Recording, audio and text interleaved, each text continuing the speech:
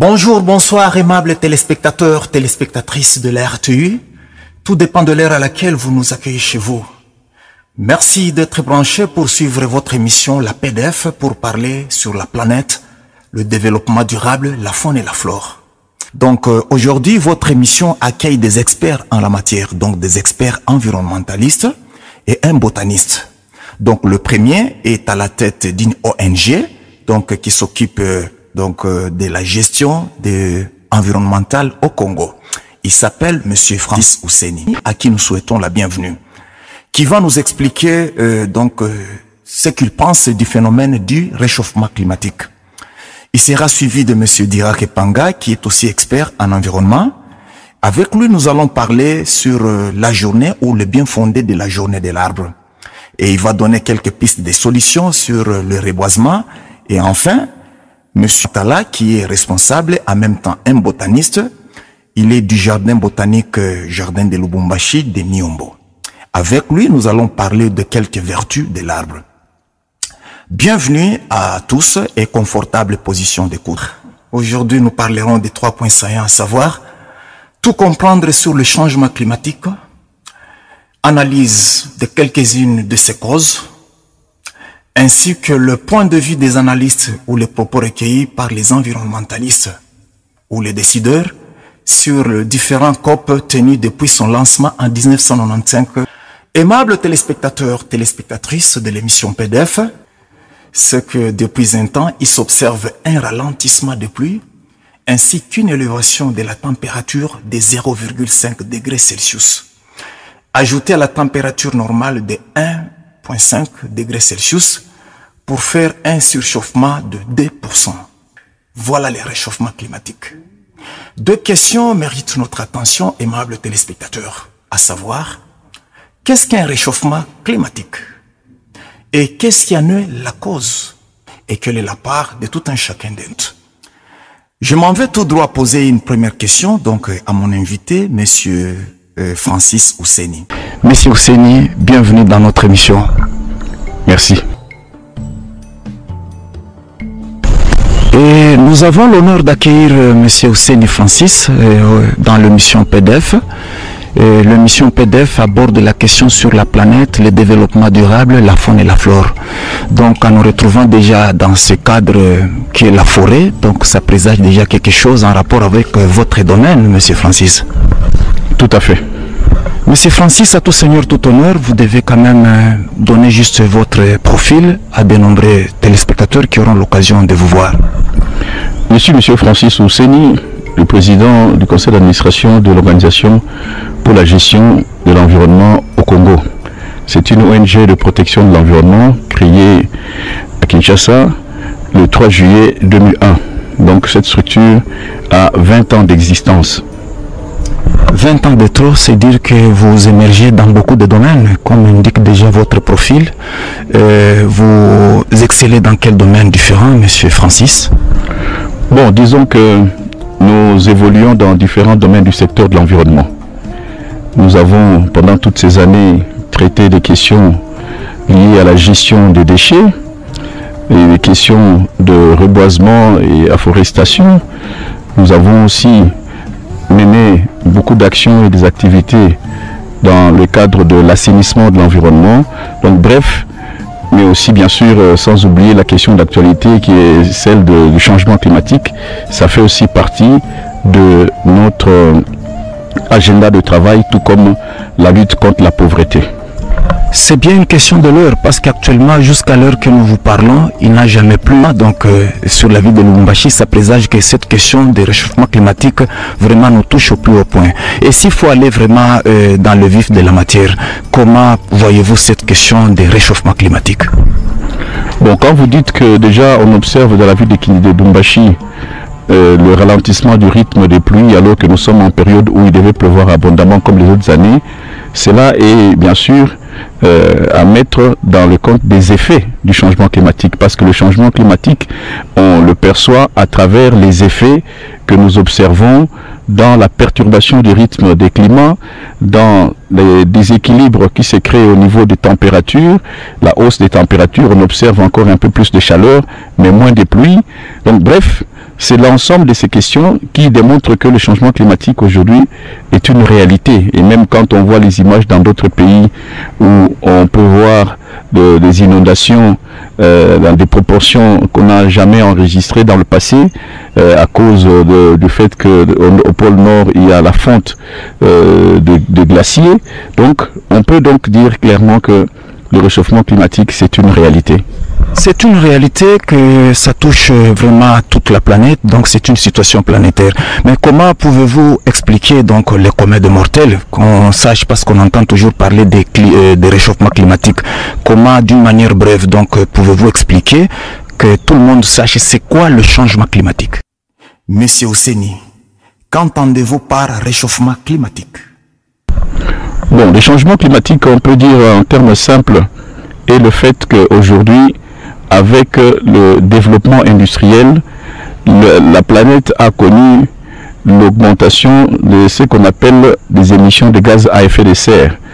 Quand on parle de la révolution industrielle, cela nous permet aujourd'hui de comprendre qu'à partir de cette du fait que les entreprises polluantes se sont développées en général dans les pays du Nord, les pays développés. On a vu la montée depuis la révolution industrielle et la mise en place des grandes industries qui émettent dans l'atmosphère de gaz à effet de serre. Ces gaz, il y en a de plusieurs natures. Il y a les gaz méthane, il y a les CO2. Alors avec les émissions dans des grandes proportions de ces gaz, l'effet direct, c'était la destruction de la couche d'ozone. Et avec la destruction de la couche d'ozone, il s'est ensuit le fait que l'atmosphère ayant connu ce phénomène de destruction, la chaleur ambiante monte et prend des proportions telles que il y a risque avec cette augmentation de la température qui est dans les milieux qui étaient plus ou moins froids. On a commencé à connaître des dérèglements, ce qui fait que quand les glaciers commencent à fondre, ça produit plus de l'eau dans l'hémisphère sud. C'est pour ça qu'on a commencé à observer des grandes inondations dans des milieux comme l'Indonésie et d'autres pays asiatiques. Et les effets, bien sûr, la Terre ayant la forme comme le globe terrestre le montre, les effets qui sont produits d'un côté ont un lien direct avec ce qui se passe dans d'autres milieux. Cela, globalement, nous donne le fait que la situation devient difficile à gérer partout. Et c'est pour ça que quand on parle de changement climatique aujourd'hui, il n'y a aucun pays du monde qui est épargné. Merci beaucoup, Monsieur Ousseni. Merci. Voilà, aimables téléspectateurs, téléspectatrices de la radio-télévision mondiale. Le changement climatique donc a comme cause la présence des GES dans l'atmosphère. Qu'entendez-vous par GES? Donc c'est un acronyme qui voudrait juste parler des gaz à effet de serre. Pour comprendre le GES, donc suivons cet extrait choisi pour vous par la technique. La Terre, notre belle planète bleue. Dans les films, elle est toujours sauvée par un super-héros. Dans la vraie vie, on l'attend encore. Mais le péril, lui, il existe bien, c'est le changement climatique. Explication. À l'origine du changement climatique, il y a les gaz à effet de serre. Ces gaz forment une couche qui se concentre dans le haut de l'atmosphère. Les gaz à effet de serre sont naturellement présents dans l'atmosphère depuis toujours. Ces gaz ont un rôle de régulateur pour notre planète. Ils gardent la chaleur du soleil et maintiennent la Terre à une température moyenne de 15 degrés.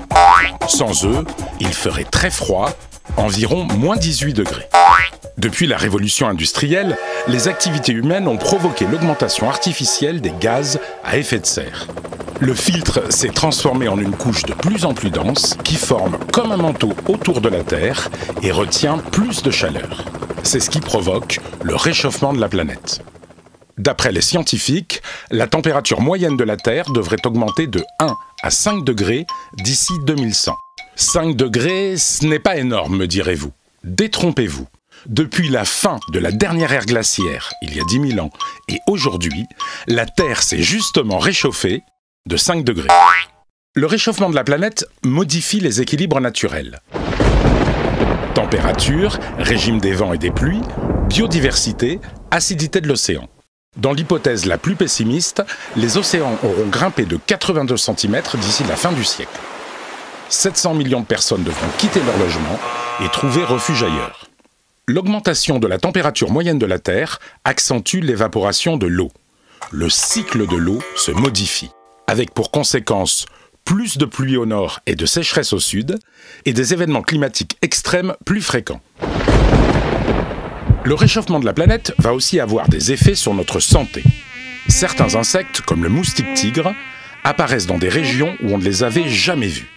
Des maladies tropicales se développent dans plusieurs pays du monde. C'est le cas du chikungunya ou de la dengue. Les déserts gagnent du terrain, comme au Kenya ou en Tanzanie. La biodiversité est menacée. 20 à 30% des espèces végétales et animales de la planète risquent de disparaître à court terme, soit environ 20 000 espèces par an. Et il n'y aura pas de super-héros pour nous sauver. Pour éviter ce mauvais scénario, chacun de nous peut et doit agir. Voici comment. La première chose à faire est de limiter les émissions de gaz à effet de serre. Pour cela, nous devons réduire la production et la consommation d'énergie fossile, comme le gaz, le pétrole ou le charbon. Dans le même temps, il faut continuer à développer les énergies renouvelables, le solaire, l'éolien, l'hydraulique, la géothermie, les biocarburants, mais aussi lutter contre la déforestation tropicale. Nous devons également encourager la rénovation des habitats et la construction de bâtiments bioclimatiques très économes en énergie, ou encore privilégier les transports en commun et les transports partagés. Nous pouvons aussi limiter tous les gaspillages de la vie quotidienne, eau, énergie, déchets ménagers et industriels. Enfin, nous devons nous adapter à la hausse des températures et à la modification du climat. Certaines cultures qui demandent trop d'eau pourront être remplacées par d'autres, mieux adaptées au climat. Chacun de nous a donc un rôle à jouer. Par nos actions individuelles et collectives, nous pouvons adapter nos sociétés et lutter contre le changement climatique. À nous d'être des super-héros. Voici donc comment se produit un réchauffement climatique. Lorsque le Soleil émet ses énergies solaires sous forme de rayonnements qui sont constitués de rayons visibles, des rayons ultraviolets, ainsi que des rayons infrarouges qui ne sont que visibles qu'à travers des lunettes ou à travers peut-être les yeux de certaines bêtes comme les serpents par exemple, la Terre absorbe une bonne quantité donc de son énergie thermique. Qui dit énergie thermique, c'est-à-dire c'est l'énergie qui maintient la chaleur, ou une autre quantité de rayonnements infrarouges sont rejetés dans la nature. Et c'est là grâce au GS naturel. Quand on parle de GS naturel, donc des gaz à effet de serre naturels, donc ce sont des gaz constitués des vapeurs d'eau, donc des dioxydes de carbone, appelés les COD, ainsi que des méthanes. Ce dernier, ou soit CGS, séquestre donc ces rayons infrarouges donc pour ne pas s'échapper dans l'atmosphère. Donc vous conviendrez avec nous, aimables téléspectateurs, qu'entre le Soleil et la Terre, il y a une couche d'ozone donc qui est à 50 km. C'est cette couche-là qui protège ces rayons qui sont nuisibles et qui sont retenus par séquestration, donc par les gaz à effet de serre. Mais attention, lorsqu'il y a la révolution industrielle, quand la couche d'ozone se trouve attaquée, donc il y a pénétration donc des lumières et voilà les réchauffements climatiques. Mais aujourd'hui, aimables téléspectateurs, d'autres activités humaines donc liées à la révolution industrielle produisent ce qu'on appelle les GS artificiels, donc qui se propagent aussi dans l'atmosphère. Donc ces activités ajoutent encore plus de gaz à énergie, donc des GS, donc les gaz à effet de serre qui dérèglent le climat. Aujourd'hui, donc l'humanité vibre à ce qu'on entend par la révolution industrielle. Aimables téléspectateurs, nous voici arrivés encore à un autre point, à savoir qui en est la cause. Donc vous avez suivi tour à tour que les GS, donc l'augmentation des gaz à effet de serre, voilà donc les conséquences du surchauffement climatique. Le changement climatique est une des conséquences de cette pollution, donc qui se traduit par une augmentation de la température à la surface de la Terre, mais également par l'intensification des catastrophes naturelles et de leur ampleur. Donc on parle des inondations, des cyclones et des sécheresses. Donc les activités humaines et notamment les émissions de gaz à effet de serre sont une des premières causes du changement climatique. Donc le terme de changement climatique a été utilisé pour la première fois par un groupe d'experts sur l'évolution du climat, donc GIES, qui travaillent ensemble depuis 1988. Donc les effets du changement climatique sont multiples. Les conséquences de tels dérèglements sont à la fois environnementales, sociales et voire même économiques. Donc l'enjeu aujourd'hui est de répondre à l'urgence tout en pensant au futur. Merci beaucoup, aimables téléspectateurs, de l'attention tout azimut que vous avez portée à cette émission et d'ici là, portez-vous bien.